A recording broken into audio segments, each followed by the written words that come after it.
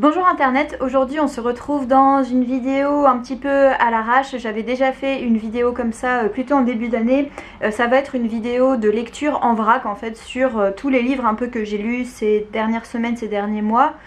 En fait cette fin d'année est très chargée professionnellement pour moi, ce qui me fait plaisir parce que j'aime énormément mon métier, mais ce qui me désole aussi parce que je n'ai pas beaucoup de temps à consacrer à la lecture et à cette chaîne YouTube. J'espère que cette forme un petit peu hétéroclite vous plaira quand même. En tout cas il y a vraiment de très bonnes lectures dans ce que je vais vous partager aujourd'hui. On commence tout de suite avec une lecture qui a été un très gros coup de cœur et qui remonte parce que c'est une lecture que j'ai faite début septembre, donc il y a plus de 2 mois déjà. Il s'agit de Underground Railroad de Colson Whitehead. Alors Colson Whitehead, j'avais lu de lui son dernier roman traduit en français Nickel Boys il y a quelques mois que j'avais bien aimé, et donc j'avais envie de lire Underground Railroad. Je vais essayer de pas trop prononcer ce titre avec mon accent un peu claqué, mais en gros c'est une des œuvres qui l'a beaucoup fait connaître parce qu'il a remporté avec ce livre le prix Pulitzer en 2017, et j'ai énormément aimé ce livre. Alors c'est un roman historique dans lequel on va suivre une jeune fille en plein cœur de l'Amérique esclavagiste dans les années milieu du 19e siècle, 1850, quelque chose comme ça. On va suivre en fait une jeune esclave noire dans les plantations qui va s'échapper, et on va suivre en fait sa fuite à travers les États-Unis pour essayer de fuir l'esclavage et de trouver une vie meilleure. Le livre prend place en fait à un moment où les esclaves essayaient vraiment de fuir des États du Sud vers les États du Nord, et en fait ce qu'on va découvrir notamment avec le destin de l'héroïne de ce livre, c'est que en fait le racisme était présent partout et que la ségrégation était présente partout d'une manière plus ou moins violente, mais ça va vraiment être un voyage en fait à travers toutes les strates du racisme, de l'esclavage et de la ségrégation à cette époque, et toutes les manières dont cette violence pouvait s'exercer. Donc par exemple dans un des états dans lesquels elle va réussir à fuir, elle va être embauchée dans un musée dans lequel elle doit rejouer des scènes folkloriques entre guillemets, des scènes extrêmement racistes comme un automate ou comme une poupée de cire dans un musée. Donc voilà, c'est vraiment une sorte d'odyssée et de narration en fait d'à quel point la fuite et l'installation en dehors de l'esclavage était toujours quelque chose d'extrêmement précaire, et où il y avait toujours cette menace, déjà parce qu'il y avait des chasseurs de primes qui pourchassaient les esclaves pour essayer de les rendre à leur maître entre guillemets, mais aussi parce que le racisme était présent et que la discrimination et la violence étaient présentes de plein de manières différentes et surtout de manière homogène partout quoi. Ce que j'ai beaucoup aimé dans ce livre, c'est que déjà c'était vraiment mené tambour battant, on n'arrive pas du tout à lâcher le roman, enfin en tout cas moi j'arrivais pas du tout à le lâcher, on fait complètement corps avec l'héroïne du livre, on respire avec elle, on est pris dans la peur avec elle, et puis j'ai trouvé qu'en fait c'était un très beau roman sur la résistance politique, parce que ce que va aussi décrire Colson Whitehead dans le roman, c'est en fait tous les réseaux de solidarité très complexes qui se mettaient en place à cette époque. Ça va être métaphorisé dans le livre par le Underground Railroad, c'est-à-dire une sorte de chemin de fer souterrain. En fait il y avait vraiment des organisations très très multiformes, de plein de formes différentes. En fait il y avait une solidarité et une résistance qui s'organisait dans les États du Nord mais aussi dans les États du Sud, avec des personnes qui prenaient des risques absolument insensés pour essayer de faire fuir d'autres esclaves, ou pour essayer de faire voter des lois, enfin de se battre plus sur le plan législatif, réformiste en quelque sorte. Enfin vous avez un peu 50 nuances de résistance politique en quelque sorte qui sont racontées dans le livre, et vous avez aussi une représentation de toutes les tensions qu'il y avait entre des groupes ou des personnes qui défendent des modes d'action, des personnes qui en défendent d'autres, à quel point et jusqu'à quel point en fait ces formes de résistance elles peuvent se conjuguer, elles peuvent être utiles ensemble, et jusqu'à quel point elles peuvent se gêner, se contredire, etc. Bref, c'était un super roman historique que j'ai trouvé très humain, encore une fois très accessible, parce que en fait vous avez vraiment un rythme très soutenu avec beaucoup de péripéties, des personnages qui sont bien écrits, pour lesquels on se prend vraiment énormément d'affection, mais aussi d'un point de vue plus, je pense que c'est vraiment un roman qui mérite son prix Pulitzer, parce qu'on sent un travail de recherche assez énorme, et en fait vous avez vraiment dans une fluidité narrative assez dingue je trouve, vraiment énormément de choses qui vous sont racontées, enseignées, et vous sortez de cette histoire avec l'impression d'avoir appris énormément de choses, mais aussi d'avoir vécu quelque chose avec des personnages. Bref, Je trouve aussi que pour la manière dont l'auteur va dépeindre les différents visages du racisme et le racisme aussi très présent chez les personnes blanches qui essayent de résister et de venir en aide aux personnes noires et qui parfois le font avec énormément de paternalisme, de condescendance ou avec encore une vision extrêmement raciste en fait des choses et des rôles. J'ai trouvé que ça aussi c'était très bien fait, très bien abordé et très important à lire encore aujourd'hui. Ensuite, très bonne lecture également, j'ai lu Une vie de Maupassant. Dans Une vie, on va suivre en fait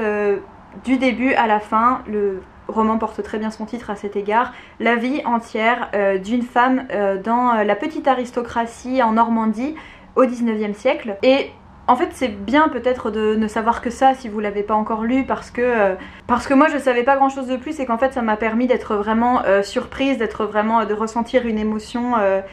hyper forte et d'être emmenée d'un événement à l'autre si vous voulez. Enfin, tout ce que je peux dire en tout cas c'est qu'on va suivre une succession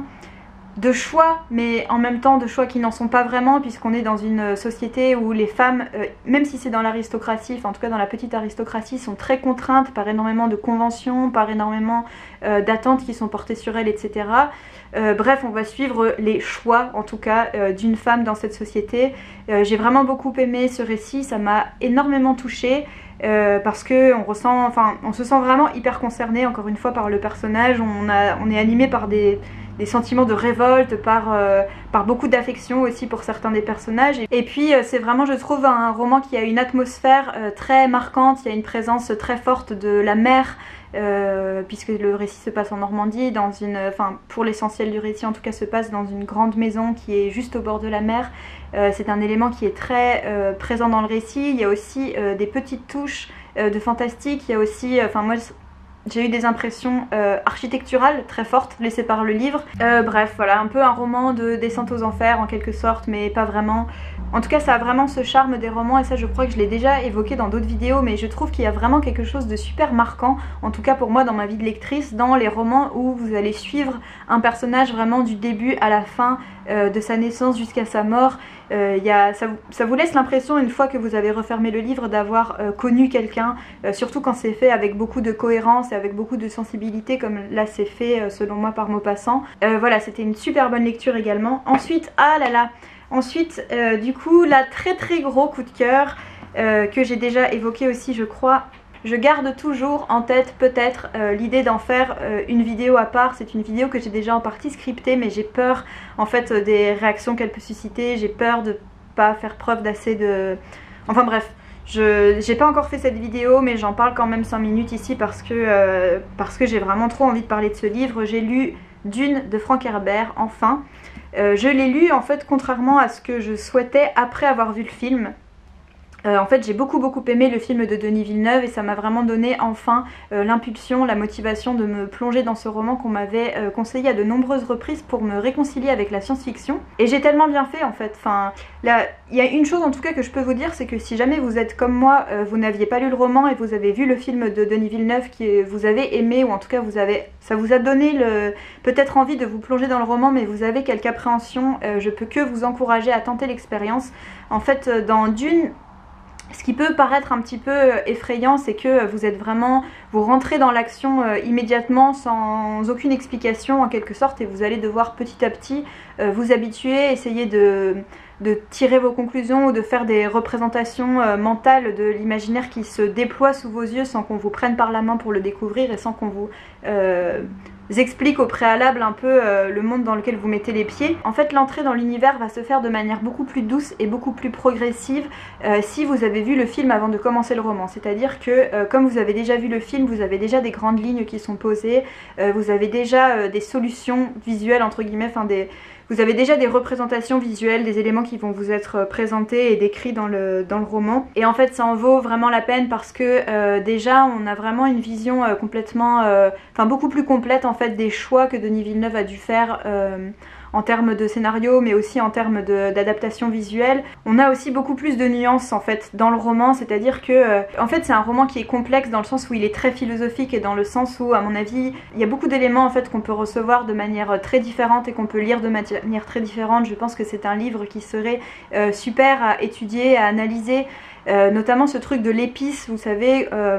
dont on parle beaucoup comme simplement une métaphore des ressources naturelles, ou à l'époque où est sorti le livre, une métaphore du pétrole. Et en fait je pense, une fois la lecture achevée, que c'est beaucoup plus que ça, qu'il y a quelque chose vraiment d'existentiel, de spirituel presque dans tout ce qu'on peut développer, dans tout ce qu'on peut lire, en tout cas en sous-texte dans le livre de Herbert. Il y a des défauts, c'est clair. Du point de vue du style, moi j'ai quand même mis beaucoup de temps à m'habituer. En tout cas dans cette traduction, je trouve que le style est vraiment pas fou. Je trouve qu'il y a des manières, des choix que l'auteur a fait pour rendre les pensées des personnages qui sont vraiment pas très fluides et pas très agréables à lire. Je trouve aussi qu'il y a des personnages qui sont quand même très manichéens. Il y a des défauts, c'est clair. Cela dit, moi j'ai vraiment passé un moment de lecture absolument incroyable. J'ai eu des vrais moments d'émotion, des moments où j'étais vraiment prise aux tripes, et surtout en fait je comprends pourquoi c'est une lecture qui a été aussi marquante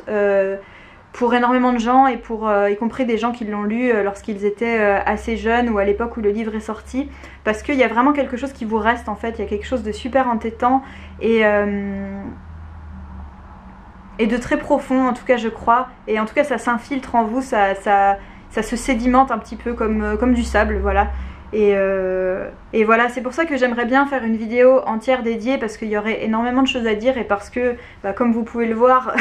j'ai pris beaucoup de notes, il y a beaucoup de choses qui me sont venues à l'esprit pendant la lecture. En tout cas, c'est clairement quelque chose que je recommande. Et même si vous n'avez pas aimé le film d'ailleurs, peut-être que vous allez trouver dans le roman des choses en fait beaucoup plus subtiles et beaucoup plus... Enfin en tout cas beaucoup plus nuancé que ce qu'on pourrait croire. Il y a aussi tout l'aspect politique qui est très intéressant, et pareil que j'aurais très envie de développer, mais par rapport au sujet du colonialisme et de l'impérialisme, clairement Dune c'est un roman qui parle d'impérialisme, mais qui en parle je trouve d'une manière beaucoup plus nuancée que ce qu'on peut voir discuter. Enfin en tout cas c'est mon avis personnel. Une fois que j'ai lu le roman, j'ai trouvé que c'était beaucoup plus nuancé que ce que je croyais, et je trouvais qu'effectivement ça parlait de pouvoir, ça parlait d'impérialisme, mais ça dénonçait aussi très bien la manière dont lorsqu'un individu va accéder au pouvoir, à quel point et de quelle manière aussi, quels rouages vont être mis en place pour qu'il puisse s'approprier la colère légitime et la révolte légitime d'un peuple pour assouvir ses propres desseins. Voilà, là si vous avez lu le livre peut-être que vous voyez un peu de quoi je parle, mais en tout cas j'ai trouvé que c'était très nuancé, très intéressant, et que il y a aussi beaucoup d'analyses à faire sur la manière dont est dépeint le pouvoir et dont sont dépeints les leaders et les oppresseurs en fait dans Dune. Je pense que je lirai au moins le tome suivant, parce que je me suis beaucoup attachée à certains personnages, et parce que je crois que c'est un univers dans lequel j'aurai plaisir à me replonger de temps à autre pour lire petit à petit peut-être le cycle en entier. Voilà, en tout cas n'hésitez pas à me dire ce que vous en avez pensé si jamais vous avez lu les tomes suivants.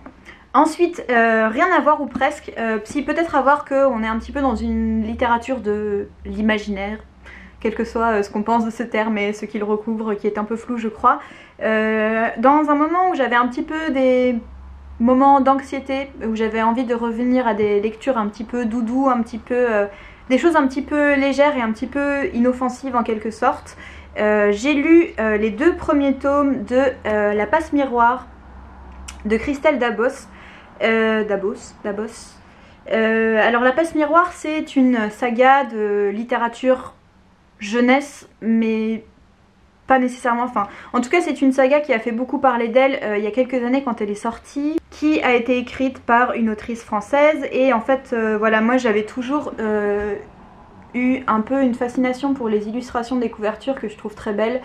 qui ont malheureusement été modifiées par la maison d'édition dans la nouvelle édition, ce que je trouve très dommage, mais bref. En fait ça m'a vraiment fait penser au genre de livre que moi j'aimais énormément quand j'avais entre 10 et 13-14 ans on va dire, c'est-à-dire de la fantasy ou du fantastique, je sais pas exactement quel serait le bon terme, type Harry Potter, type les Royaumes du Nord. Je trouve qu'on est vraiment totalement dans cette veine là, mais qu'il y a aussi une atmosphère et des éléments qui font très film des studios Ghibli. En tout cas moi j'avais l'impression des fois d'être dans un film des studios Ghibli. Vraiment j'ai trouvé ça vraiment bien, je trouve que ça se lit très vite. Je trouve que l'univers de l'autrice a vraiment ce très bon mélange entre une grande cohérence qui fait qu'à aucun moment on est désarçonné par ce qui se passe, mais en même temps on est toujours surpris par tout ce qu'implique entre guillemets les règles dans lesquelles se passe l'univers. J'ai trouvé qu'il y avait un petit peu ce charme des romans initiatiques, parce que dans le premier tome en tout cas de La Passe Miroir, on va suivre un personnage principal féminin qui se retrouve, qui se retrouve marié à quelqu'un et qui va devoir débarquer dans un autre pays, une autre terre,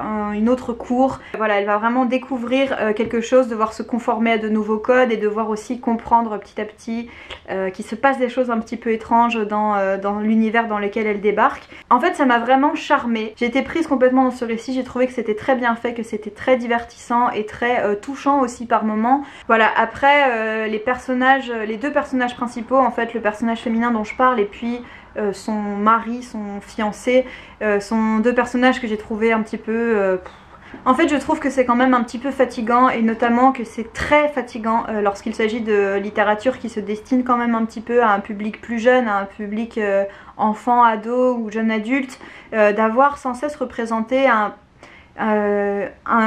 un intérêt amoureux, enfin une intrigue amoureuse en fait entre deux personnages où le personnage féminin va être quelqu'un de très dévoué, de très empathique et de très... qui va vraiment être capable de se mettre à la place des autres et voire de se plier en quatre et voire de prendre des décisions complètement sacrificielles qu'en tant que lectrice on a un petit peu parfois du mal à comprendre, en tout cas on a parfois du mal à adhérer à son point de vue parce que voilà, il y a des moments où le personnage va encaisser des situations et accepter des situations qui sont tout à fait révoltantes mais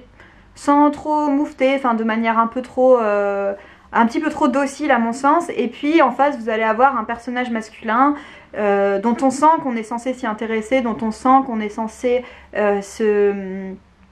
se prendre un petit peu d'affection, voire d'amour pour lui, mais c'est un personnage qui est complètement détestable, qui va totalement maltraiter en fait le personnage féminin et même les autres personnages autour et qui en fait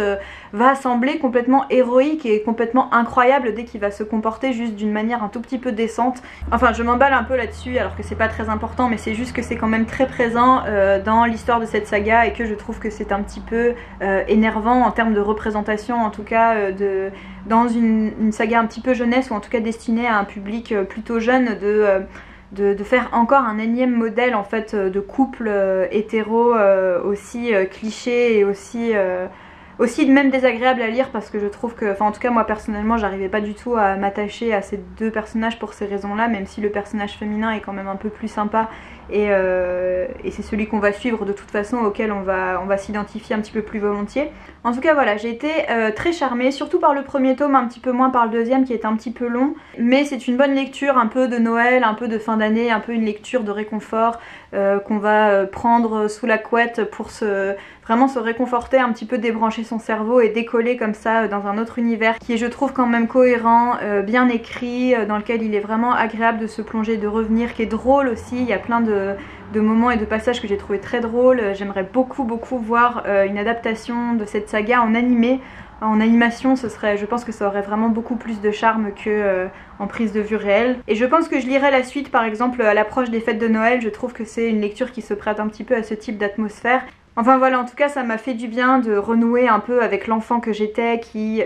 peut se poser avec un livre et lire pendant des heures et des heures sans voir les pages passer parce que on est vraiment complètement emmené par ces péripéties, par ces personnages hauts en couleur, par cet univers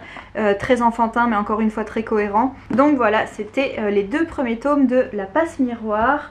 Et ensuite, alors mes deux dernières lectures, là on bascule complètement un peu sur d'autres registres. Déjà le jour d'Halloween, ou la veille d'Halloween je sais plus, j'ai lu La Légende de Sleepy Hollow de Washington Irving, donc une toute petite lecture d'une 60aine de pages. Je pense que vous connaissez l'histoire, elle est très connue notamment parce qu'elle a été adaptée par Tim Burton au cinéma. Du point de vue de l'atmosphère, du point de vue de l'écriture, du point de vue de tout, on est quand même très éloigné de l'adaptation qu'on a fait Tim Burton. On est beaucoup plus dans l'atmosphère un peu d'un conte de veillée qu'on se raconte près de la cheminée le soir, un peu à la Dickens. Voilà, j'ai été très charmée au début par l'écriture de Washington Irving que j'avais encore jamais lu et que je découvrais parce qu'il nous fait rentrer en fait progressivement dans une ambiance de village, de campagne aux États-Unis et on va se rapprocher petit à petit de la vie de ce village, des personnages qui l'habitent et un peu des légendes entre guillemets qui l'environnent. Voilà, ça faisait très début de conte mais je trouve avec une écriture qui est assez truculente, qui est assez sensible aussi à la nature, à la description de la forêt, des cours d'eau, etc. Donc c'était très charmant au début. Bon après j'ai un petit peu déchanté, je pense que c'est une lecture que j'oublierai assez vite, qui m'a pas laissé une très forte impression et puis qui est aussi quand même très marquée et ça je m'y attendais pas du tout par les mœurs de l'époque aux États-Unis, c'est-à-dire une misogynie très crasse et un racisme très crasse également, qui sont quand même dans une histoire un petit peu légendaire comme celle-ci, très présentes, et je trouve trop présentes par rapport à ce qu'on tire en fait en termes d'image, mais aussi en termes d'enseignement de l'histoire qui nous est racontée. Voilà, j'ai trouvé ça un petit peu oubliable et pas... voilà, en fait ça aurait tout à fait pu être dans ma vidéo de lecture bof. Voilà, cette lecture, c'était sympa, je suis contente de l'avoir lu. Ça m'a tenue en haleine au début parce que, comme je dis, je trouve que l'ouverture du conte, enfin de la légende, de l'histoire qui nous est racontée est vraiment très prenant. Et ensuite, malheureusement, j'ai trouvé que c'était pas très concluant. Je pense qu'on se souviendrait beaucoup moins de cette histoire si elle n'avait pas été adaptée par Tim Burton dans un film qui est, à mon sens, quand même déjà plus marquant, en tout cas que le texte dans cette édition, parce que je suis pas sûre, mais il me semble que cette édition-là, c'est une version un petit peu plus courte de la légende telle qu'écrite par Washington Irving à la base. Donc dites-moi si vous avez des infos à ce sujet. Moi, je suis pas sûre de creuser, mais en tout cas, c'est juste pour apporter peut-être un petit peu d'exactitude à ce que je disais, quoi. Alors, je crois que j'ai déjà énormément parlé, donc on va aller très vite sur ma dernière lecture que j'ai terminée il y a quelques jours seulement. C'était celui-là de Toni Morrison. J'ai beaucoup aimé ce texte de Toni Morrison, c'était seulement le deuxième que je lisais, je suis vraiment en train de découvrir cette autrice. Et dans celui-là,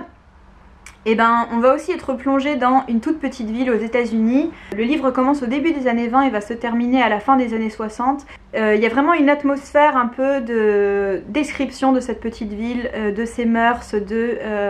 la puissance du qu'en dira-t-on, le fait qu'on est dans un endroit où tout le monde se connaît, où tout le monde